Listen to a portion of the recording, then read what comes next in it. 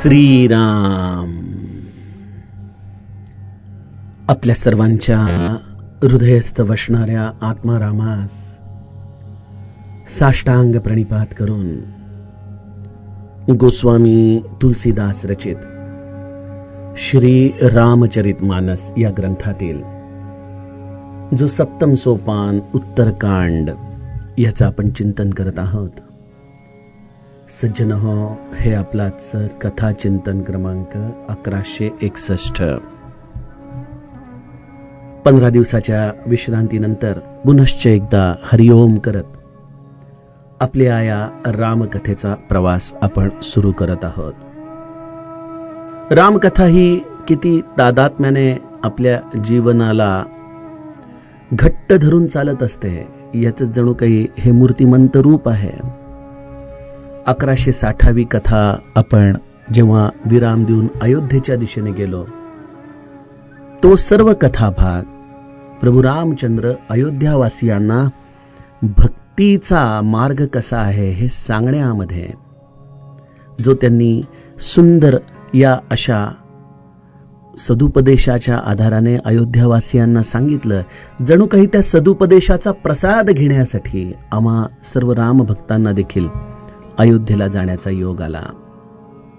भगवंताच्या असीम कृपेने सर्व प्रतिकूल परिस्थितीतही अयोध्येमध्ये भगवंताचं हे कथा गायन, त्याचं नाम महात्म्य गाण्याची एक सुवर्ण संधी या जीवनात प्राप्त झाली.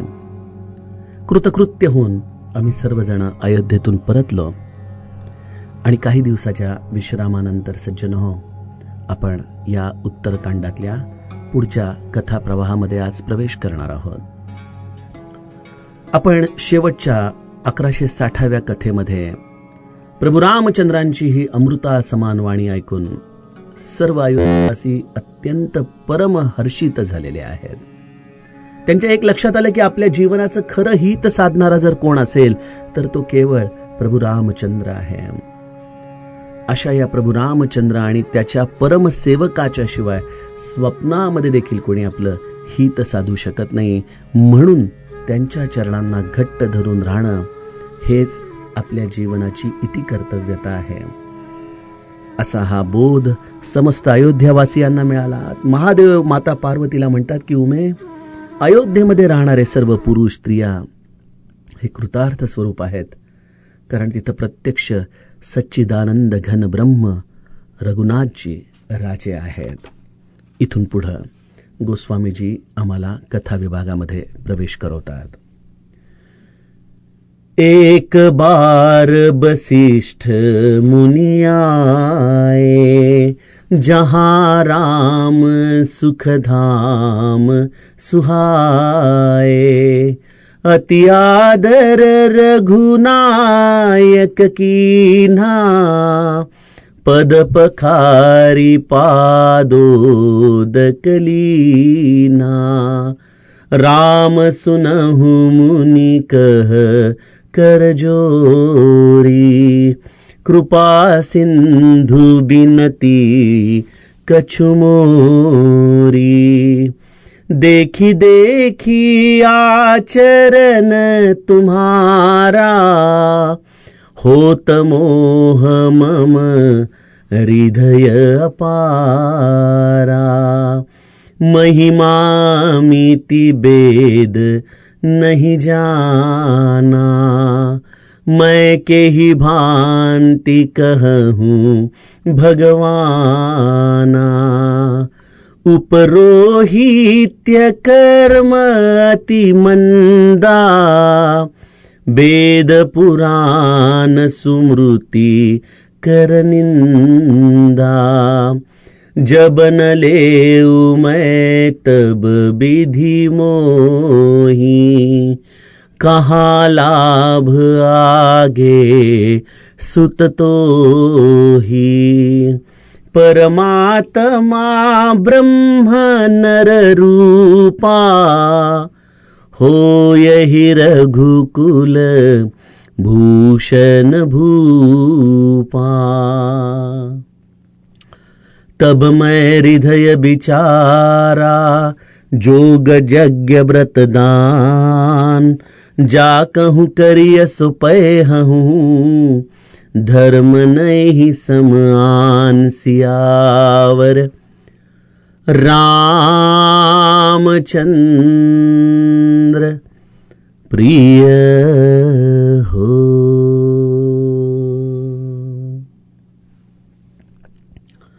अयोध्यावासियांना परमानंद प्रभू रामचंद्रांनी दिलेला आहे. आणि हा सगळा संवाद करत असताना प्रभू रामचंद्रांनी जणू काही स्वतःचं स्वरूप देखील अयोध्यावासियांना सांगितलेलं आहे की मी केवळ तुमचा राजा नाही, मी केवळ नृपती नाही, मी प्रत्यक्ष ब्रह्म आहे. हे ब्रह्मच तुमच्या समोर सगुण साकार होऊन माझ्यापर्यंत येण्याचा मार्ग तुम्हाला सांगत आहे. सज्जनो, ज्याला आपण ओपन सिक्रेट म्हणावं त्या पद्धतीने प्रभू रामचंद्रांनी समस्त अयोध्यावासियांना भक्तीचा हा मार्ग सांगत आपल्या स्वतःच्या स्वरूपाची अवस्था देखील सांगितलेली आहे. ज्या वसिष्ठांच्या कृपेने प्रभू रामचंद्र दशरथाच्या अंगणामध्ये अवतरले, ज्यांनी अनेक प्रकारच्या लीला केल्या, त्या वसिष्ठांनी आजपर्यंत मोठ्या विवेकाने प्रभू रामचंद्रांचे हे ब्रह्मरूप झाकून ठेवलं होतं. आता प्रत्यक्ष भगवंतानेच आपल्या या स्वरूपाची उद्घोषणा अयोध्यावासियांच्या समोर केलेली आहे. जरी हा भक्ती मार्गाच्या माध्यमातून त्यांनी केली असली तरी समस्त अयोध्यावासियांना या परब्रह्माला आपल्या समोर पाहण्याची कृतार्थता प्राप्त झालेली आहे. सद्गुरूच्या या जीवनामधली ही परम कृतार्थतेची ही वेळ, ही घटिका की जेव्हा प्रत्यक्ष या ब्रह्मस्वरूपाला समस्त बहुजनांमध्ये या वसिष्ठांनी या आपल्या कृपा आशीर्वादाने आणलं आणि प्रत्यक्ष या सगुणानेच आपलं स्वरूप बहुजनांना सांगितलं. तोपर्यंत अयोध्यावासियांच्या समोर वसिष्ठांनी कधीही राम हाच ब्रह्म आहे हे सांगितलेलं नाही.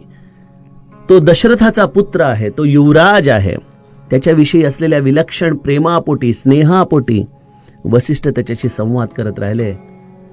परंतु वसिष्ठांनी रामाच्या परब्रह्म स्वरूपाला जाणूनही त्याची कधी वाच्यता केली नाही. सज्जनो, बघा, प्रभू रामचंद्र आणि अधिकारी संतांचा, ऋषी मुनींचा आपण संवाद रामायणामध्ये वेगवेगळ्या ठिकाणी बघितला. विश्वामित्र देखील जेव्हा राजा जनकाच्या जवळ प्रभू रामचंद्र लक्ष्मणाला घेऊन जातात त्यावेळेला जनक देखील हाच प्रश्न विश्वामित्रांना विचारतो ना की कहु नाथ सुंदर दो बालक, मुनिकुल तिलक की नृपकुल पालक. हे कोण आहेत? हे जे ब्रह्म, ज्याला नेती नेती म्हणून गात तेच ब्रह्म हे उभय वेश धरून माझ्या समोर उभं आहे का? आणि मग अशा वेळेला विश्वामित्रांना देखील असं वाटलं की राजा जनक अधिकारी आहे, त्याला आपण सांगावं. म्हणून विश्वामित्र देखील थोडंसं गुह्यतेने जनकाच्या समोर बोलतातच ना की ए सब प्रिय जहां लगी प्राणी. आणि मग रामाची अवस्था काय झाली? सुनत बचन रामू मुसुखानी. रामाच्या या स्मित हास्यामध्ये खूप मोठं गुह्य दडलं होतं की विश्वामित्र, नका सांगू मी कोण आहे ते. म्हणजे प्रत्यक्ष भगवंताची इच्छा जोपर्यंत होत नाही तोपर्यंत या अधिकारी संतांनी कोणालाही रामाच्या ब्रह्मस्वरूपाची कल्पना दिलेली नाही. इथं जेव्हा प्रत्यक्ष भगवंताने आपल्या या रूपाची उद्घोषणा केली तत्पश्चात वसिष्ठांना प्रभू रामचंद्रांशी एकांतामध्ये संवाद करण्याची इच्छा निर्माण झाली. बघा, वसिष्ठ आणि प्रभू रामचंद्र हे कधी एकांतामध्ये बोललेलेच नाहीयेत. बहुतांश वेळेला वसिष्ठ हे राजसभेमध्येच रामाशी संवाद करतायत, दशरथाच्या समोरच संवाद करतायत. एकच प्रसंग असा आपल्याला दिसतो जेव्हा रामाला युवराज पद द्यायचं आहे त्यावेळेला वसिष्ठ रामाच्या महालामध्ये गेलेले आहेत. परंतु त्यावेळेला देखील सीताजी उपस्थित आहेत. कदाचित काही दास दासी सेवक देखील तिथे उपस्थित असतील. त्यामुळे वसिष्ठ आणि प्रभू रामचंद्रांना कधीही एकांतामध्ये संवाद करायला, या गुरु शिष्यांना एकांतामध्ये कधी भगवत चर्चा करायला या समस्त रामायणामध्ये आपल्याला उसंत दिसलेलीच नाहीये. आता वसिष्ठांना ही कृतार्थता जी अंतःकरणामध्ये भरून आलेली आहे ती व्यक्त करावीशी वाटते. म्हणून एक बार वसिष्ठ मुनी आए, जहां राम सुख धाम सुहाय. प्रभू रामचंद्र जे सुंदर सुखधाम आहेत, त्यांचा जिथं निवास आहे तिथं वसिष्ठजी आलेले आहेत. प्रभू रामचंद्रांनी वसिष्ठांचं आगमन झालेलं पाहिलं आणि त्यांचा खूप मनापासून आदर सत्कार त्याने केला. त्यांचं चरण प्रक्षालन केलं आणि गुरु वसिष्ठांच्या चरणाचं अमृत प्रभू रामचंद्रांनी स्वतः प्राशन केलेलं आहे. पद पखारी पादोदकलीना. बघा, प्रभू रामचंद्रांना जेव्हा वसिष्ठ अयोध्याकांडामध्ये भेटायला येतात त्यावेळेला देखील भगवंत अशाच पद्धतीने धावत येऊन वसिष्ठांचं स्वागत करतो. मनापासून म्हणतो की प्रभू, गुरुचं आगमन हे सर्व दृष्टीने शुभदायक आहे शिष्यासाठी, परंतु आपलं जर कुठलं कार्य होतं तर आपण या दासाला बोलवून घ्यायचं होतं, आपण येण्याचे कष्ट का केले. प्रभू रामचंद्र प्रत्यक्ष ब्रह्म असूनही जो भक्तीचा मार्ग त्यांनी माता शबरीला सांगितला त्याचं आचरण ते स्वतः करून दाखवतात.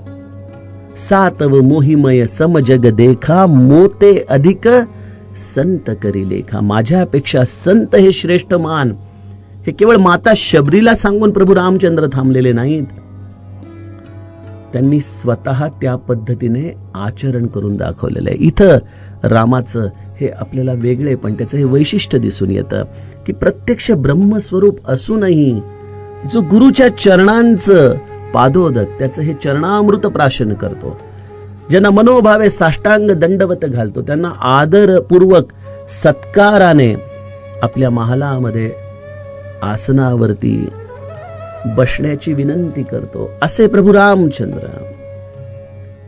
सज्जनो, जीवनामध्ये भगवंत भेटेल तेव्हा भेटेल, परंतु आज आपल्याला गुरु जो भेटलेला आहे तो भगवंतापेक्षा देखील श्रेष्ठ आहे.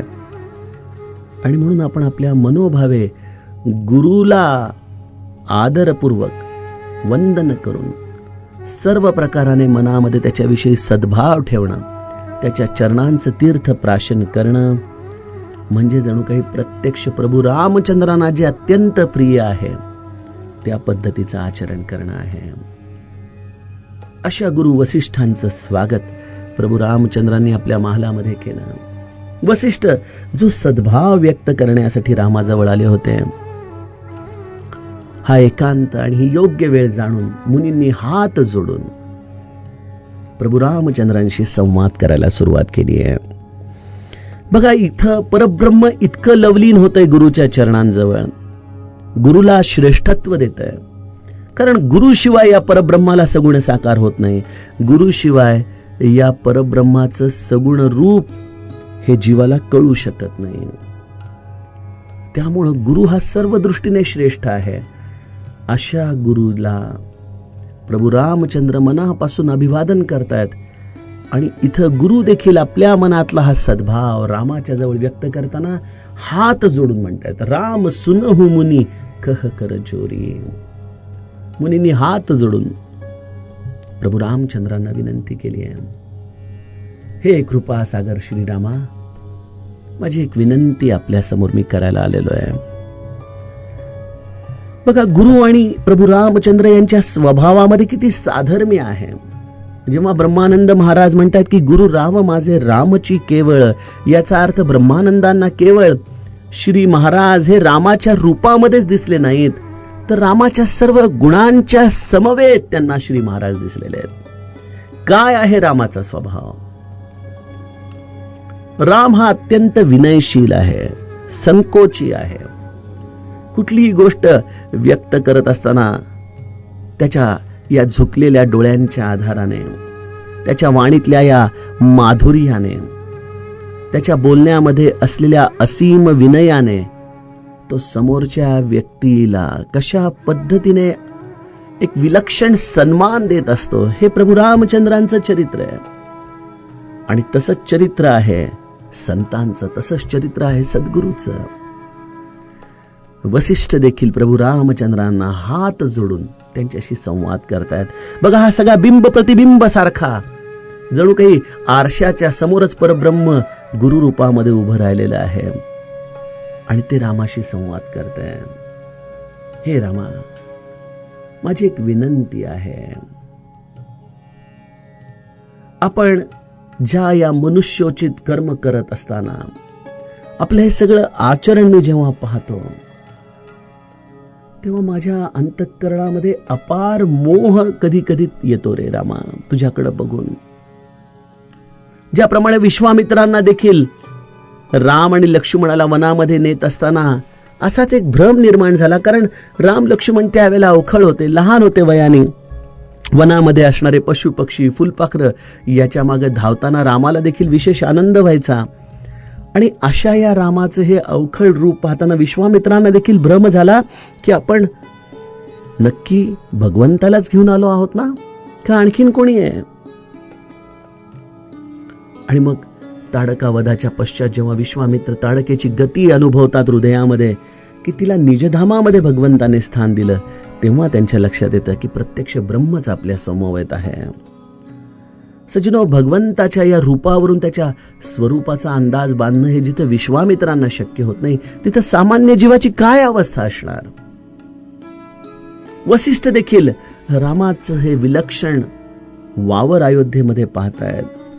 तो ज्या स्थितप्रज्ञतेने वनामध्ये गेला, ज्या पद्धतीने त्याने हा एवढा विलक्षण पुरुषार्थ केला आणि ज्या लीनतेने तो पुन्हा अयोध्येला परत आला, ज्या प्रेमाने त्याने समस्त अयोध्यावासियांना जिंकलं, ज्या अत्यंत संकोचाने तो पुन्हा एकदा राजगादीवरती बसलेला आहे, ज्या प्रेमाने तो आपल्या सर्व भावंडांशी संवाद करतोय, ज्या स्नेहाने तो अयोध्यावासियांना सांभाळतोय, हे सगळे रामाचे सद्गुण पाहून वसिष्ठ देखील अचंबित होत आहेत की नेमका राम आहे कोण, आहे कोण. हे ब्रह्म इतकं या सगुण साकाराशी तादात्म्य झालेलं कशा पद्धतीने मनुष्य लीला करतंय, हे बघितल्यानंतर वसिष्ठांना देखील प्रभू रामचंद्रांशी संवाद करावासा वाटतोय की प्रभो, आपली ही सगळी असलेली नरलीला, आपला हा सगळा महिमा, याला खरोखर सीमा नाही. आपल्या या महिमेला वेद देखील जाणू शकत नाहीत. ते देखील नेती नेती करत आपल्या या सगुण रूपाची असलेली अवस्था समजून घेऊ शकत नाहीत. मग जिथं प्रत्यक्ष वेद जे आपले उच्छ्वास आहेत ते देखील आपल्याला जाणू शकत नाहीत, तिथं माझ्यासारखा कसं बरं आपला महिमा जाणू शकेल, त्याचं वर्णन करू शकेल. आम्ही तर सामान्य जीव आहोत, आपल्या या नरलीलांना पाहून संमोहित होणारे, भ्रमित होणारे. त्याचं वर्णन मी कसं करू शकेन. परंतु या सगळ्या असलेल्या तुमच्या सगुण रूपाला मी जेव्हा पाहतो आणि असं वाटतं की आपल्या या नरलीलेमध्ये भगवंताने आपल्याला जे हे पात्र निभावायला दिलेलं आहे, हे जे या सूर्यवंशाचं पौराहित्य करण्याचं, या प्रमुख असलेल्या उपरोहित्य या पद्धतीने जे मी या सूर्यवंशाची ही ध्वजा सांभाळत आहे, त्यावेळेला असं वाटतं की खरोखर आपण प्रभू रामचंद्रांच्या इतक्या निकट असूनही आपण त्यांना जाणू शकत नाही. यापेक्षा अजूनही आपल्याला खरोखर कुठली गती पाहिजे होती. वसिष्ठ एक शब्द वापरतात इथं, उपरोहित्य कर्म अतिमंदा वेद पुराण स्मृती कर निंदा. पौराहित्य कर्म हा पेशा अत्यंत मंद असा पेशा आहे, अत्यंत ज्याला खालच्या दर्जाचा पेशा म्हणता येईल अशा पद्धतीचा पेशा आहे, ज्याला प्रत्यक्ष वेद पुराण स्मृती या सर्वांनी त्याची निंदा केलेली आहे.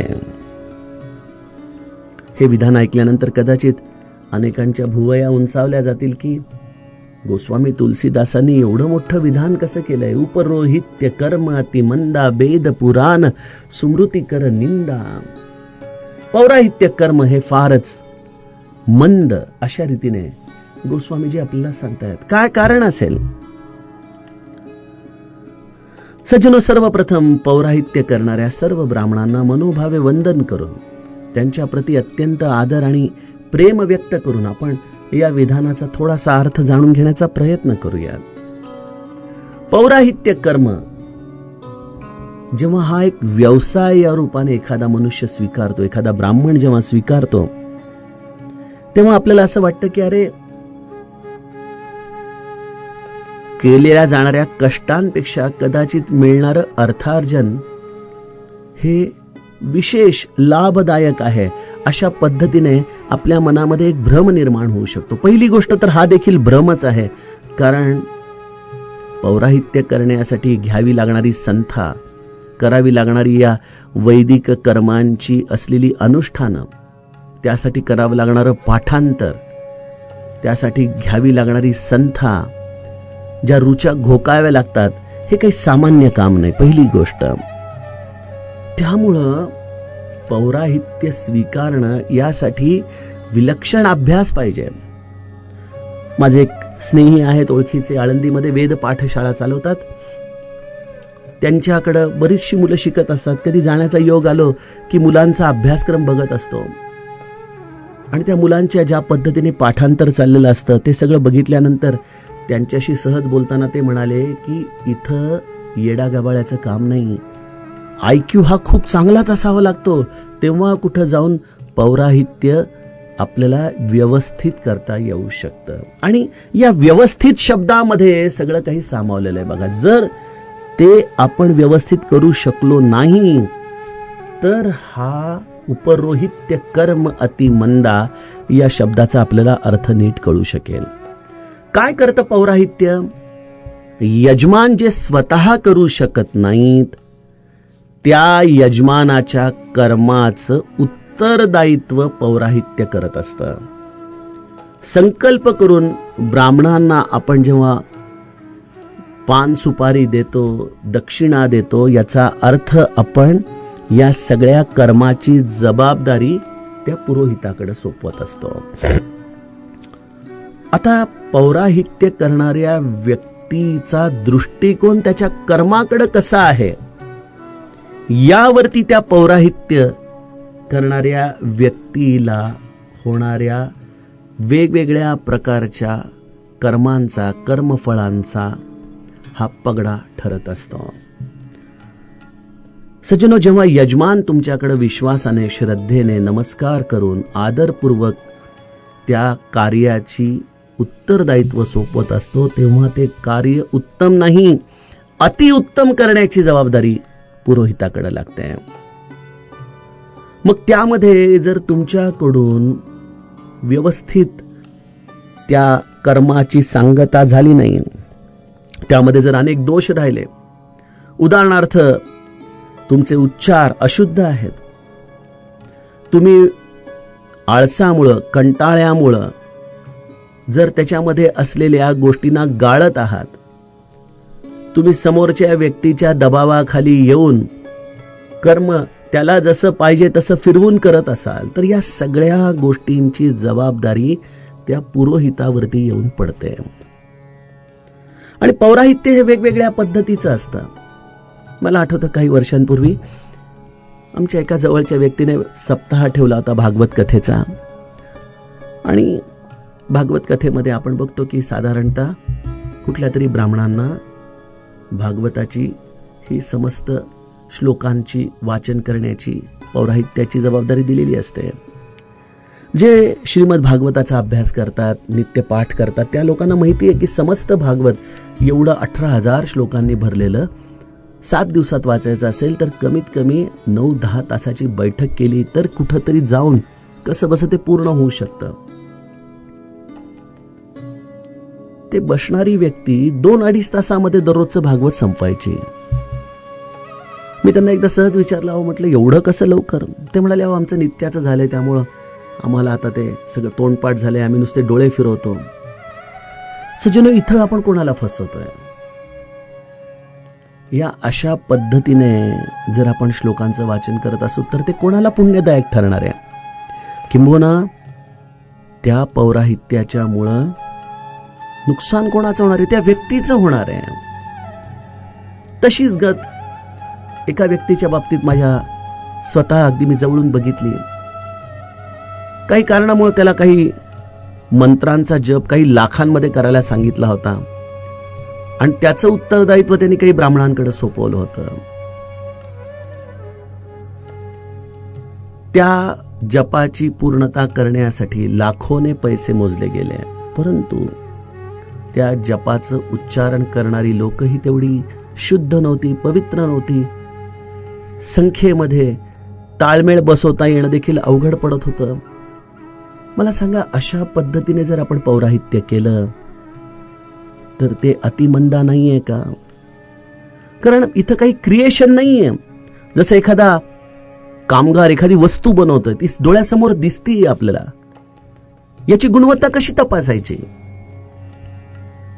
आणि जर देहबुद्धी जागृत असेल आणि अशा देहबुद्धीच्या आधाराने जर आपण अशा पौराहित्य कर्मांना जर करायचा प्रयत्न केला तर बऱ्याचदा ही अशी कर्म ही त्या पुरोहिताच्या सूक्ष्म देहावरती काम करू लागतात. वेगवेगळ्या प्रकारचे त्रास हे कदाचित त्या व्यक्तीला होऊ शकतात. आणि त्यामुळे सज्जनो, वसिष्ठ जेव्हा म्हणतात की उपरोहित्य कर्म अति मंदा वेद पुराण स्मृती कर निंदा, याचा अर्थ पौराहित्य हे कर्म किती संवेदनशील आहे, किती सावधानतेने केलं पाहिजे. त्यामध्ये जरूर दक्षिणा आपण घ्यावी, कारण तो शेवटी आपण त्याच्यासाठी घेतलेला कष्ट साधना याचा सर्व काही हा मोबदला आहे. परंतु ते कर्म किती काळजीपूर्वक आपण केलं पाहिजे.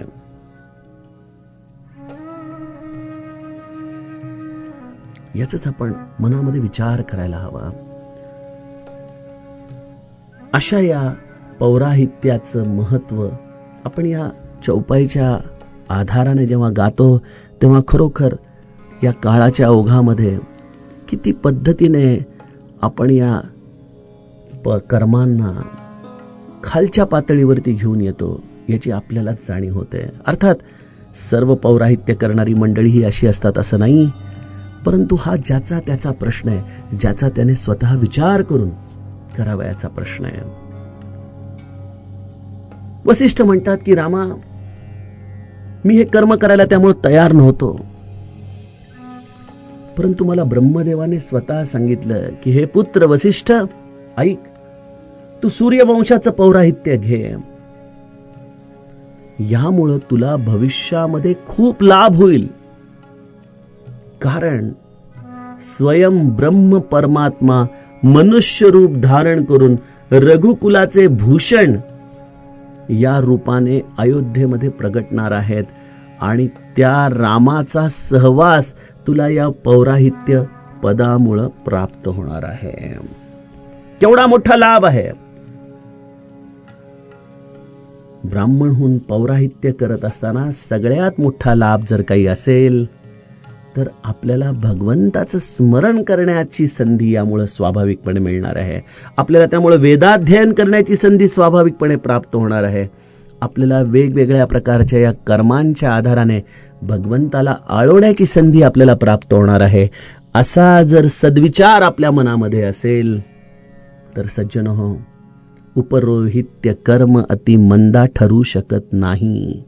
परंतु पोट भरण्याचा जसा अनेक पेशे आहेत त्याचपैकी हा देखील एक पेशा आहे, असा विचार करून त्यामध्ये जर व्यावहारिकता आणत आपण जर स्वतःला अति चतुर समजत असू तर आपल्या इतकं मंद दुसरं कोणी असू शकणार नाही. कारण भगवंत आणि जीवाची गाठ घालून देण्याचं हे अत्यंत महत्कर्म या पौराहित्यामधून करावं लागतं. आणि त्याचा हा परमलाभ वसिष्ठांनी जाणला की प्रत्यक्ष ब्रह्मस्वरूप आपल्याला मनुष्य रूपामध्ये इथं अनुभवता येईल. तेव्हा मनामध्ये वसिष्ठांनी विचार केला की ज्याच्यासाठी योग यज्ञ व्रत दान केले जातं ते सर्व काही जर या पौराहित्य कर्माच्या आधाराने मला प्राप्त होणार असेल तर काय हरकत आहे. याशिवाय आणखीन दुसरा कुठला धर्म आहे ज्या धर्माच्या आधाराने भगवंताची प्राप्ती होते तोच सर्वश्रेष्ठ धर्म असं जाणून वसिष्ठांनी ब्रह्मदेवाची आज्ञा शिरसावंद्य मानली. सज्जनो, हे वसिष्ठांचं आत्मनिवेदन आहे रामाच्या समोर. त्यातील पुढील कथाभाग आपण उद्याच्या टप्प्यामध्ये बघूयात. जानकी जीवन स्मरण जय जय राम.